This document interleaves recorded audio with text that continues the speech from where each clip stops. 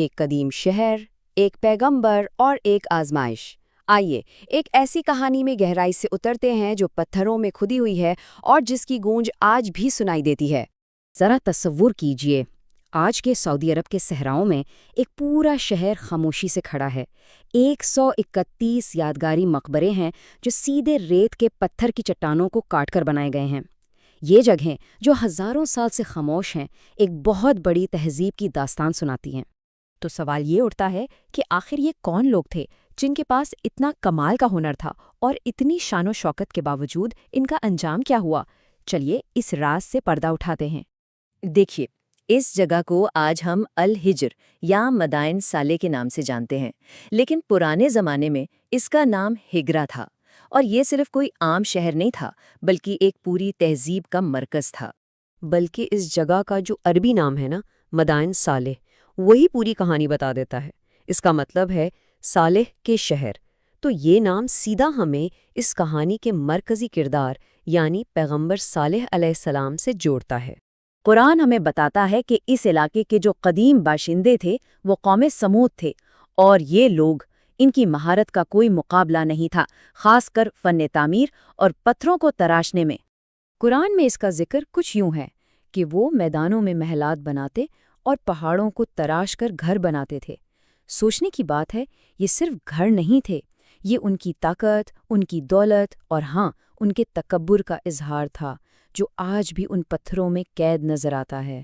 لیکن جیسا اکثر ہوتا ہے، ان کی یہ دنیاوی ترقی انہیں روحانی طور پر نیچے لے گئی۔ وہ ایک اللہ کو بھول گئے، بت پرستی میں پڑ گئے اور ظلم و ستم عام ہو گیا۔ تبھی اللہ نے انہی میں سے ایک نبی حضرت صالح علیہ السلام کو بھیجا تاکہ وہ انہیں سیدھا راستہ دکھا سکے۔ اور یہاں سے کہانی ایک اہم، ایک فیصلہ کن موڑ لیتی ہے۔ کون نے ظاہر ہے حضرت صالح کی بات نہیں مانی، بلکہ الٹا ان سے ایک نشانی مانگ لی۔ انہوں نے سیدھا سیدھا چیلنج کیا، کہا کہ اگر آپ واقعی سچے نبی ہیں تو کوئی ایسا معجزہ دکھائیں جو کسی انسان کے بس میں نہ ہو۔ یہ ان کی طرف سے آپ کہہ سکتے ہیں ایک کھلا چیلنج تھا۔ اور پھر جو ہوا وہ ان کے وہم و گمان میں بھی نہیں تھا۔ ان کی آنکھوں کے سامنے ایک ٹھوس، بے جان چٹان سے ایک زندہ، حاملہ اونٹنی باہر نکلی۔ یہ ایک ایسی واضح خدائی نشانی تھی جس کا کوئی انکار کر ہی نہیں سکتا تھا۔ اب اس معجزے کے ساتھ ایک شرط بھی تھی، ایک امتحان۔ قوم کو صاف صاف حکم دیا گیا تھا۔ پہلی بات، اس مقدس اونٹنی کو کوئی نقصان نہیں پہنچانا۔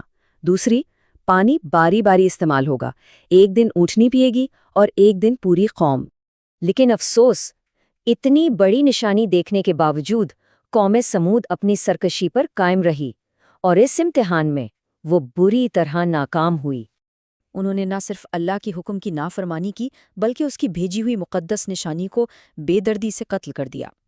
یہ ان کی بغاوت کی انتہا تھی۔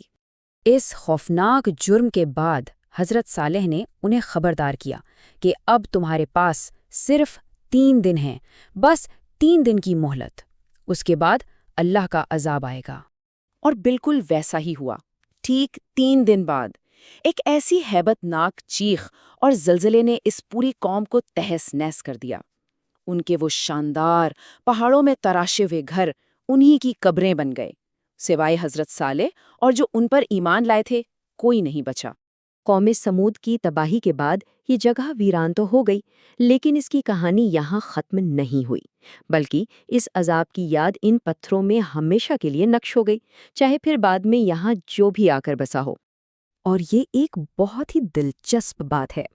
دیکھیے، آج ہم جن شاندار مقبروں کو دیکھتے ہیں نا، وہ قوم سمود کے نہیں ہیں، بلکہ وہ ایک بعد میں آنے والی تہذیب نبطیوں نے بنائے تھے۔